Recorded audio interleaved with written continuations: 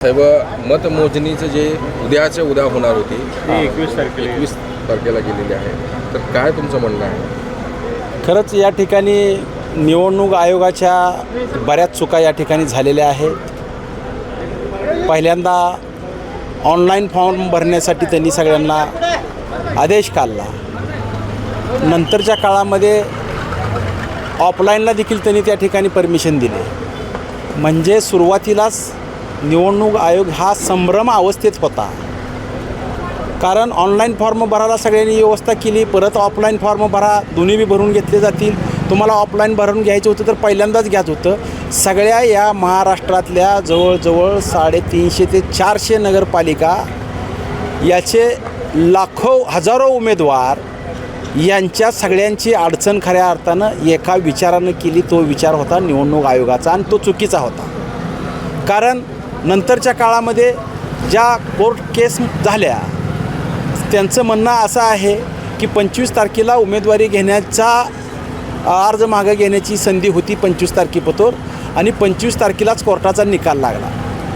पण त्यामध्ये मला निवडणूक आयोगाला या ठिकाणी तुमच्यामार्फत सांगायचं आहे, 25 तारखेच्या आधी 2 दिवस शनिवार आणि रविवार असल्यामुळं कोर्टाला सुट्टी होती. मग कोर्टानं काय सुट्टीच्या दिवशी आदेश देणं तुम्हाला अपेक्षित होतं का? जर तसं अपेक्षित असेल तर तुम्ही कोर्टाला देखील त्या ठिकाणी लवकरात लवकर निर्णय घ्या अशा पद्धतीनं सांगायला पाहिजे होतं. ते सांगितलं गेलं नाही. बरं, तुम्हाला निवडणूक लागायच्या आधी 48 तास तुम्हाला कुठलाही आदेश काढता येत नाही मतदानाच्या आधी. तरी देखील तुम्ही मतदान हे 20 तारखेला घेण्याचं काही कोर्ट केसेसमुळं ठरवलं. जर तुम्हाला पहिल्यांदाच घ्यायचं होतं ज्या दिवशी निकाल लागला, 25 तारखेला निकाल लागले तुम्ही जर सांगितलं असतं तर उमेदवारानं एवढी 7-8 दिवस तयारी केली नसती, एवढं परिश्रम घेतलं नसतं, उमेदवाराची एवढी मोठी धावपळ झाली, एवढा मोठा वेळ खर्च झाला. आणि याला जबाबदार कोण आहे? तर निवडणूक आयोगाचे जे गाईडलाईन आहे हे चुकीचे आहे. आणि आता आपण असं सांगत आहेत की 3 तारखेचा निकाल 21 तारखेला या ठिकाणी आम्ही मतमोजणी करणार.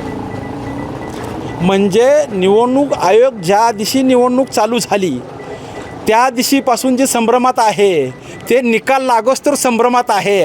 असा निवडणूक आयोग या महाराष्ट्राला, या भारत देशाला कधीही लाभू नये अशा प्रकारची विनंती या ठिकाणी महबूब सोबानीला करतो.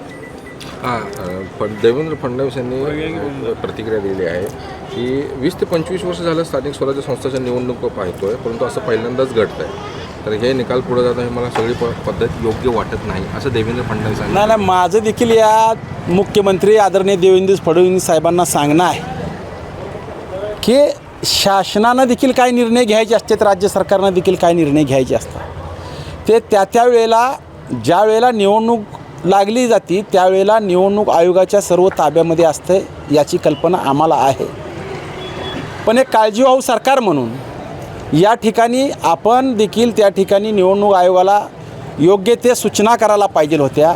निवडणूक आयोगाला आपण देखील या ठिकाणी पत्रव्यवहार करायला पाहिजे होता की चुकीचं आहे त्याला चुकीचं म्हणलं पाहिजे, बरोबर आहे त्याला बरोबर म्हणलं पाहिजे. आता लोकांना या ठिकाणी संदेह निर्माण झालेला आहे. ज्या पद्धतीनं मागील 1985, 90, 80 सालामध्ये निवडणुका होत होत्या, पेट्या गोडवानला असायच्या आणि ज्याची दंडलशाही आहे ते पेट्या देखील चोरून येत होती. अशा प्रकारे 15-15 दिवस, महिना निकाल लागत नव्हता. आणि हे जग तंत्रयुगाचं असताना, पुढं जग गेलेलं असताना वोटिंग कशावर केलेली आहे? मशीनवर केलेली आहे. कशासाठी केलेली आहे? की निकाल जलद गतीनं निकाल प्राप्त व्हावा. आणि हा 18 दिवसानं लेट, 19 दिवसांना लेट निकाल प्राप्त होणारा हे जलद गती आहे का मंद गती आहे याचं देखील आत्मचिंतन सरकारनं आणि निवडणूक आयोगानं केलं पाहिजे.